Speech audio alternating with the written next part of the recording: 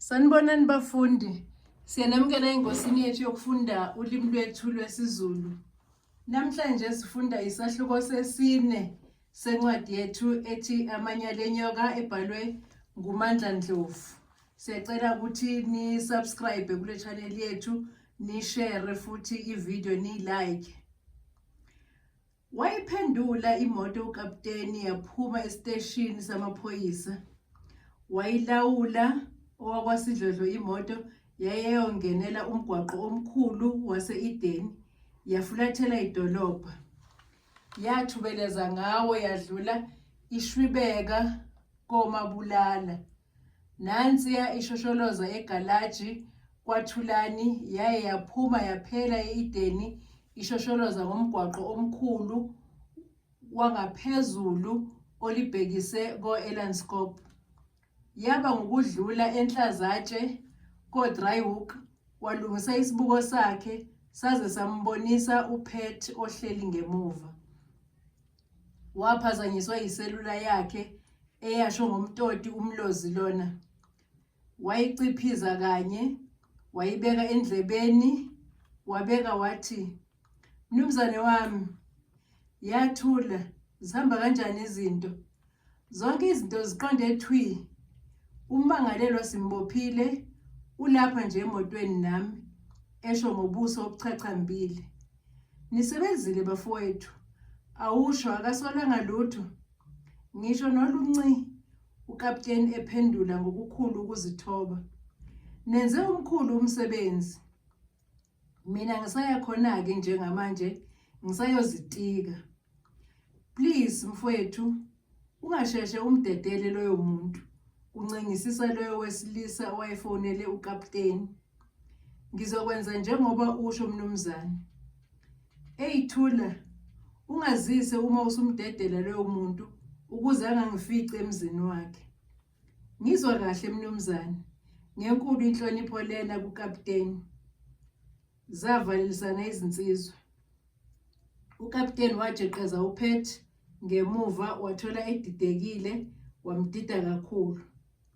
Lona ebefona ngummeli walomlisa owamlumisa ngezinja. Ukufuna phakathi ezikhindini, waphinda wamuthi klabe ngeso esibukweni. Wabindwa yisidwa uPet, wamane wayingaza nje. Waqhubeka ukapteni nenkulumo yakhe wathi, "Awusho, uyamazi uThiza?"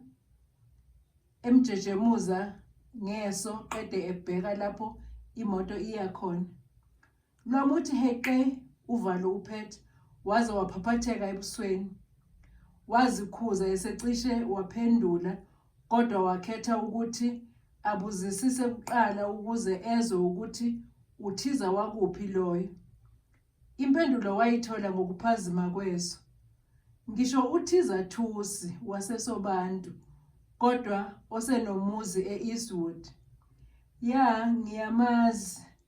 Ya, ngiyamazi kakhulu," esho ingebhe idlala ngaye, kushayana amadolo kodwa ezama ukuziqinisa ngokunyakazisa imilenze. "Umthetho wakho awumkhokheli ngani imali yakhe?" limbuza limshushisa iphoyisa lansonto. "Eyi, indaba ende kapteni, udaba olude impela," lumngenisisa uvalo uPet, okwamakhaza ashubisa umkantsha. "Uyabona nje ziningi izinkinga osazongena kuzo wena. Ungizwa ngibuza uThiza nje ukuthi ekuseni kade esesiteshini ezovula icala lokuthi wena umkweleta izishaqane zemali." "Kahle bo kapteni," wahlahla amehlo uPet, waze wasondeza ubuso eduze kwephoyisa. "Iqiniso, angingabazi futhi ukuthi lelo cala lizophenywa yimina nalo." Wazindondonya isifuba phezu kukathayi ukapteni. "Yingakho nje ngithi ziningi izinkinga osazongena kuzona. Ngisho ungaphunyuka kuleli cala, nanti elinye liza emva kwakho." Waphinda wamlunguza esibukweni. "Eyi, kunzima-ke uma kunjalo. uThiza usengaze angivulele icala ngento encane kanjena, kubalisa uPet. Ungasho kanjani ukuthi into encane ekubeni wena uhluleka ukumkhokhela leyo nto encane? uThiza angakuxolela kokunye, kodwa emalini khohlwa. Angakubulala ngisho ngokubulala, wamgeqela amagula. Eyi, ngiyezwa kapteni. Pho wena umazi kanjani uThiza ngaphandle nje kokuthi ubezovula icala? Wacijisa izindlebe uPet, imdida lendida ayeyidekelwa yiphoyisa. Ungangitshela ngomuntu owaziwa ngisho ingane encane ebese ucabanga ukuthi mina angeke ngimazi ngimdala kangaka? Wanikina ikhanda okomuntu odinwayo ukapteni. Umuntu wokuzalwa lo la eMaritzburg uyamazi uThiza Thusi, uTT, bambiza kanjalo abangani bakhe. Wadideka kakhulu uPet ngendlela yokuthi akayibonanga ngisho nemoto ngesikhathi ishiya umgwaqo omkhulu oya ko-Elandscope ichezukela emgwaqeni obheke edamini iHenley Dam.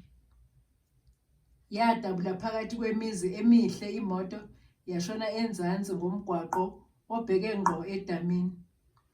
Kwahlwa emini kuPet ngesikhathi imoto eyibona iqeda imizi ingena shi ehlathini likaGamthilini.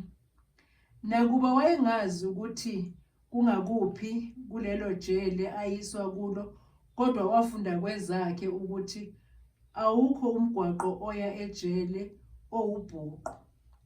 Wakhushuza kakhudlwana engazi nokuthi uzobuza athini kukapteni kwayena ayengasamthembi. Wazilahla amathambo wambuza wathi, "Sisaya ejele nje kapteni ngalomgwaqo?" Ebuza sakwesaba. "Vala umlomo wakho ubuke kuphela ukuthi siya kuphi," wamxhuluza ngelesabekayo iso leli esibukweni. "Angithi wena uthe ufuna sixoxe?" embuza sakumfutha. "Yebo, ngisho njalo impela. Pho ubuzani? Noma ufuna ngiqale ngikuvalele esitokisini kuqala kuyima sixoxa, Wamjamela esibukweni isikhathi eside engasabhekile lapho imoto iya khona, kanti iyagijima injalo nje.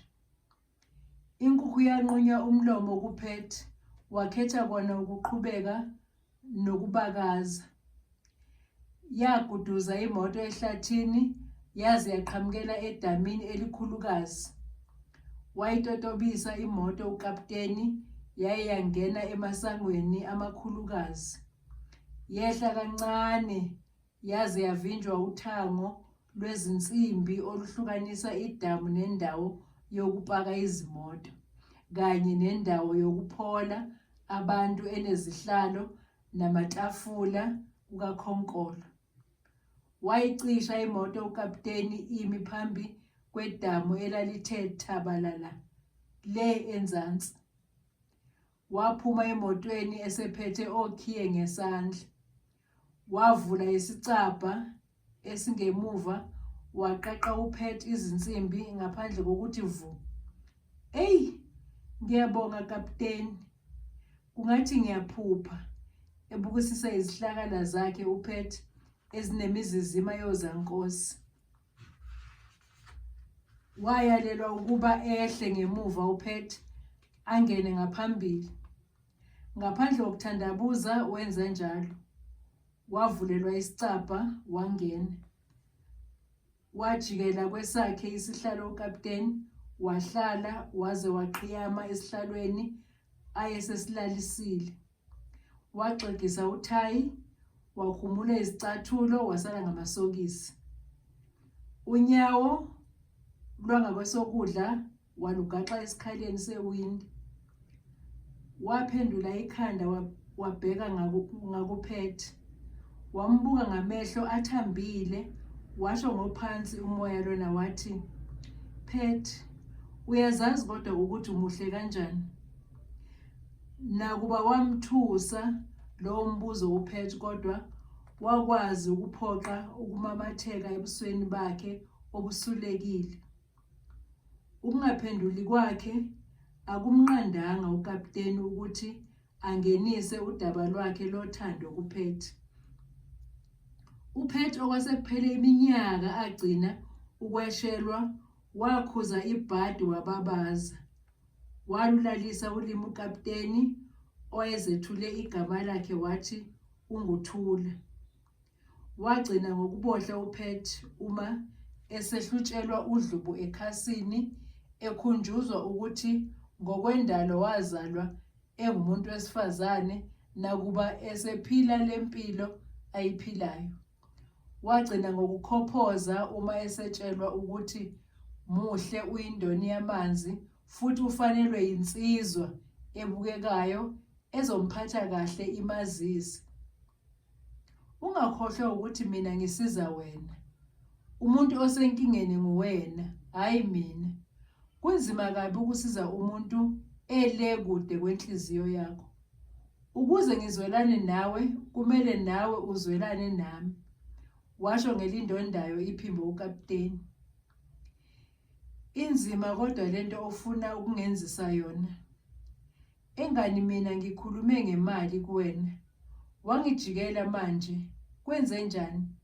Esesaba ngisho ukumbheka lo muntu ofuna ukumbuyisela eGibhithe kanti yena usesezweni lesethembiso. Khohlwa imali. Okwamanje ngisakhuluma nawe ngothando. Siyeza udabeni lwemali. Okwamanje mina ngifuna lokhu engingenakho kuwe, futhi engingeke ngakuthenge ngemali ngaphandle kokuthi ngikhulume nawe. Thambisa inhliziyo yakho uzwe ukuthi ngithini kuwena. Angeke uzisole. Eshayela isipikili sokugcina ukapteni. uPet wazithola esephakathi kolwandle olubomvu. Wabona ukuthi njengoba seluvulekile nje ulwandle, kuphakathi kokuthi uyawela noma azinikele ebuthweni likaFaro elizomudla limfele. Wasabathe ubika ukuthi ushadile yena, watshelwa emehlweni ukuthi yisono leso ukushada kobulili obufanayo. Wazabalaza ngokuthi wathatha isinqumo sokuthi akasophinde athandane nomuntu wesilisa. Watshelwa ukuthi wathatha isinqumo okungesona. Wakhala ngokuthi kodwa izwe lingathini nje uma selizwa ukuthi usebuyela odakeni okwengulube. Wathenjiswa ukuthi angeke kutshelwe muntu, kodwa indaba izogcina phakathi kwabo bobabili. Lwagoba uphondo kuPet. Waqala manje ukucela ukunikwa ithuba ngoba esebona ukuthi uphekwa ngogozwana. Wavumela phezulu ukapteni ephetha ngokucela ukunikwa ihagi. Kwaba njalo, wavalelisa uPet ngokumuthi mbanqa emlonyeni. Wasikaza ukusula umlomo uPet, kodwa wagcina esekhohliwe, waphetha ngokuzikhotha izindebe zomlomo wakhe. Uma nje usuyisithandwa sami, okwazi ukuthi kuyobe kugcine ngci ukuthi lokho okunguthiza kudlalele lapha kuwena. Wavusa isihlalo sakhe ukapteni. Mhlawumbe usho kanjena nje nawe uyamsaba uThiza, embuka ngamehlo entombi ibuka isoka. Ubani? Mina? Lutho-ke la, khohlwa. Mina ngiyona into yokudlala.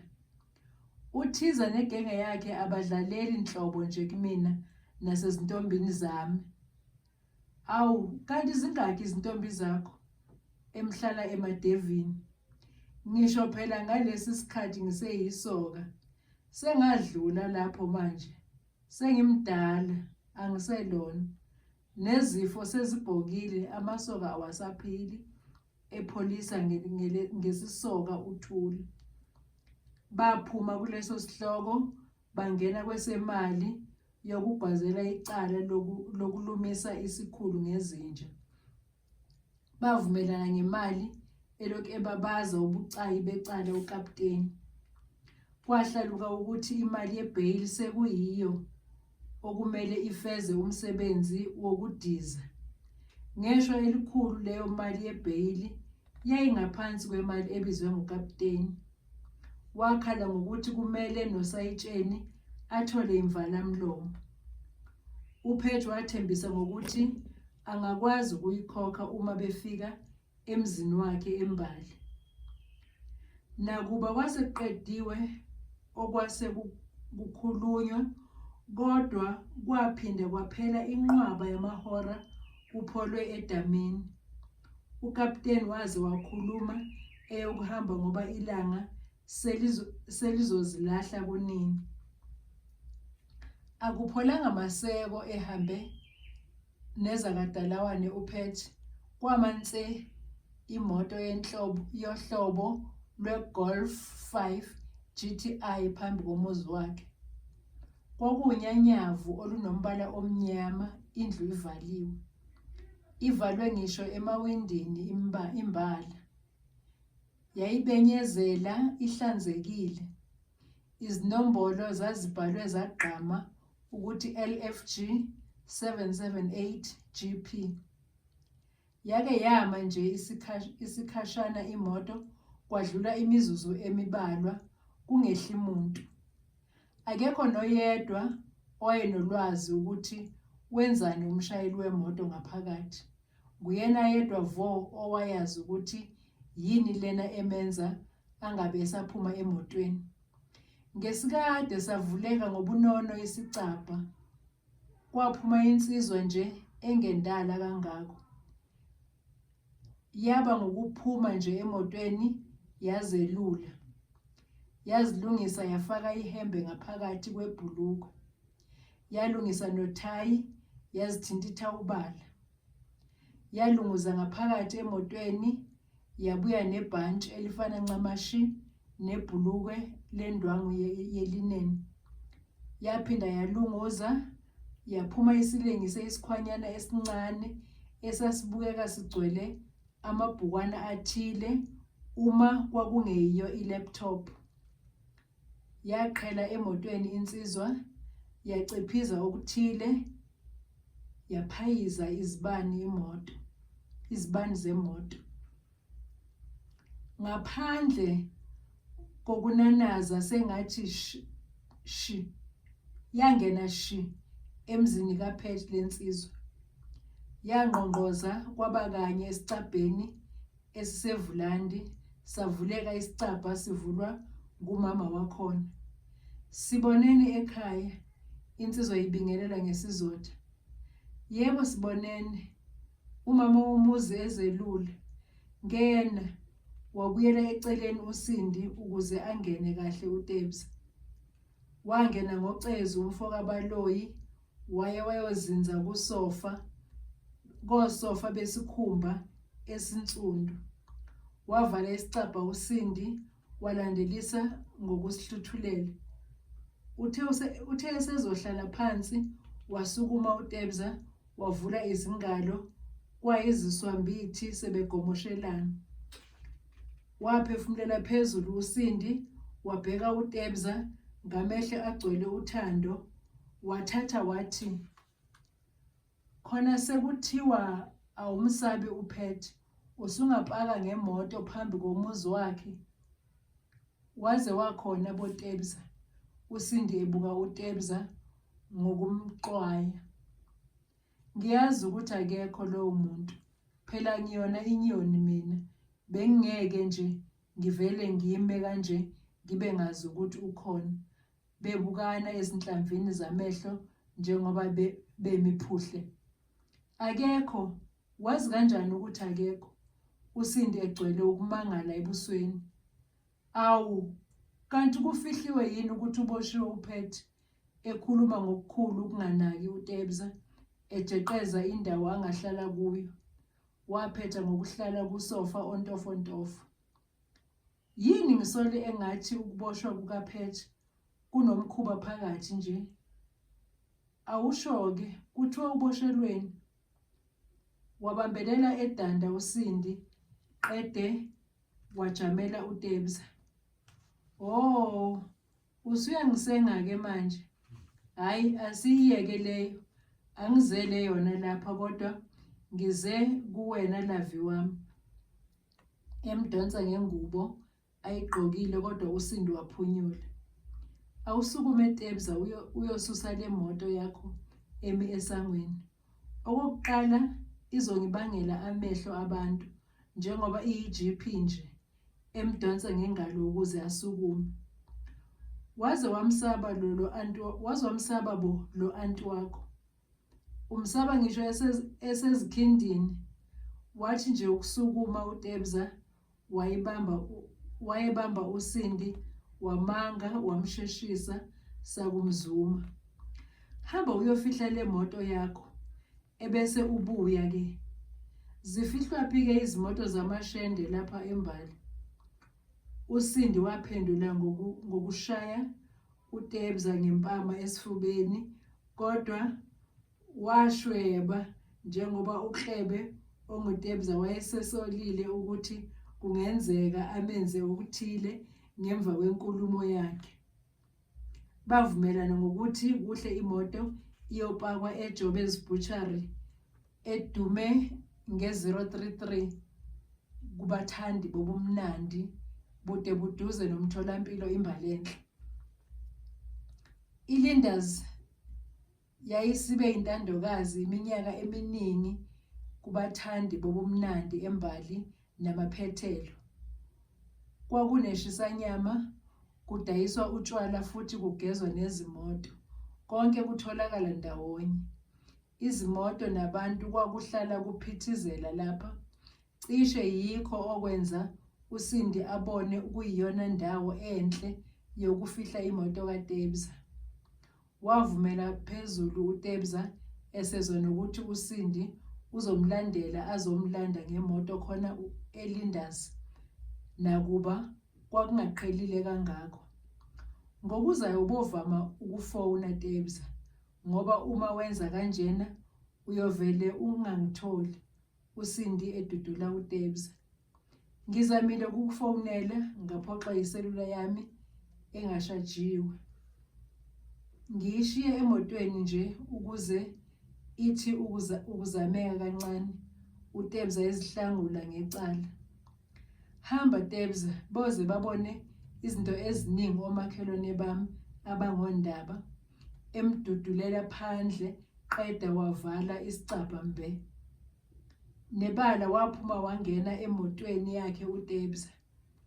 Wayiphendula yabheka khona eLinders. Wayincenga yaze yafika kuwona amagceke akhona. Nakuba imoto yakhe yodwa kwakuyiyo ebiza igoli, kodwa waziqinisa isibindi. Wayenolwazi lokuthi imoto yaseGoli iyanqenwa kwaZulu Natal. Okunye kwamqinisa idolo ukuthi wayengaqali ukuza lapha njengoba wayeke eze nabangani bakhe base-Eastwood bezothiba ukoma ngezimpelasonto ebusuku. Ihuzu elinguTebza imoto layipaka ngemuva kwesitolo. Wadilika kuyo wangena ngaphakathi. Wathenga isimehlana sentandokazi yakhe yotshwala iJack Daniels kanye nedash eyilitha ye-tonic water. Imfalakahlana kaShintshi wayibambisa lona lelo bhungu elalimdayisele. Wabe esejobelela ngokuthi ucela limfakele iso emotweni yakhe engemuva. Lalingeke lilokothe ibhungu linqabe selithole leyamali elaseliyihlelele ngokushesha ukuthi lizoshisa ngayo inyama. Wabe esephumela phandle uTebza eseshiye nenombolo yakhe yeselula ukuze uma kukhona okwenzekayo limfonele ibhungu. Waqalaza nxa zonke kodwa wangabona Sindi. Wathela phansi igazi, wahlala ezihlalweni eziqaqele uthango, wathela isitifu esiqinile. Wathi eqeda nje ukusiminya isitifu sakhe, kwakukhala ihuthi emgwaqeni eduze kwecontainer yezingcingo. Wathi jeqe wambona uSindi eqhoqhobele ingangamela yemoto eyamthusa iNissan Navara. Wafaka izidlo zakhe kucwazi wakhuphukela kuyona imoto washo phakathi. Yayisuka njalo yakhala amaphepha. Ngomzuzwana nje yabe isingaphakathi emzini kaPet oyisithabathaba. Yavalelwa egalaji imoto. Bathi beqamba bephuma abangaphakathi kuyo base bangane kaningana. Badlulela ngaphakathi endlini bexhagene okwezingane ezincane ezithandanayo ziqabuka ukuthola ithuba lokuba ndawonye kade zazilifisa. Endlini yokuphumula kwaba yiso leso. Engqondweni kaSindi yathi pheze indaba yokuboshwa kukaPet ayesafuna ukuyiphenyisisa kuTebza. Kwagomoshelwana kwaze kwaba yiyo leyo ndaba. Isiphetho salokho kwaba yikho lokho okwakufiswa yibo bobabili. Ezingqondweni zabo kwabusa ukuthi baqhubeka lapho begcine khona ebusuku bangayizolo. Bavuleka amehlo emva kwalokho ukuthi angeke udlale itennis enkundleni yokudlala igalofu. Kwasukunywa lapho kubanjenwe kanjalo baze bayongena tshobe egunjini lokulala likaPet. Esinye isandla sikaTebza sasigodle utshwala bakhe obase bufakwe ethileyini. Esinye sigodle uSindi kwamancane. Bafike bazithela embhedeni kanokusho. uTebza ayeqala ukuwuthinta ngezandla zakhe njengoba wayesaba ngisho ukuwuthinta esitolo lapho udayisa khona ngenxa yobuhle nokubiza kwawo. Wathi esathela isitifu sakhe wayephuthuma ithileyi uSindi. Wabuya nalo wabeka kahle utshwala bukaTebza waze wabumboza ngenethi. Walala waqethuka uTebza embhedeni waze wamisa amanhlako omuzi emzini kaPet. Ukugijima kwegazi ayekuzwa uSindi esenesikhathi agcina ukuzizwa ekhululekile kwakufana nokukaPet owayeze afifiyele amehlo phezu kwedamu engamnika ethuba ukapteni. Umoya omnandi we-air conditioner owawuphephetha uTebza noSindi wawuhlobene nomoya omnandi owawuheleza edamini uphephetha uPet nokapteni. Bawotawotana baze banelisana bagcina ngokuzunywa yisihlwathi kwazise nangayizolo babelale obenyoni. Ukukhala kocingo yikho okwamphazamisa uSindi. Wavuka qinqo. Wavele walula isandla ethatha ucingo ukuze aluphendule. Ingqondo yakhumbula ngokushesha ukuthi konje asikho isidina esinguPet. Wazamula maqede wabe esethi, "Ikwanhlapho uSindi okhulumayo, ngingakusiza?" "Awu, ngaze nganenhlanhla ekugcineni," kukhuluma iphimbo eliyisihosho lowesilisa. "Yebo nkosazane." "Ngingamthola uPet Nhlapho?" "Konje ngizothi ngikhuluma nobani?" uSindi ezama ukutholisisa ukuthi konje ngelingabani lelo phimbo. "Oh, mina-ke sisi wami ngingumthunzi mthetho. Ngifona ngilapha eWestville. Wena konje uthe ungubani?" ehoshozela kakhulu okomuntu osenqanyukelwa ngumoya. "Mina nginguSindi bhuti."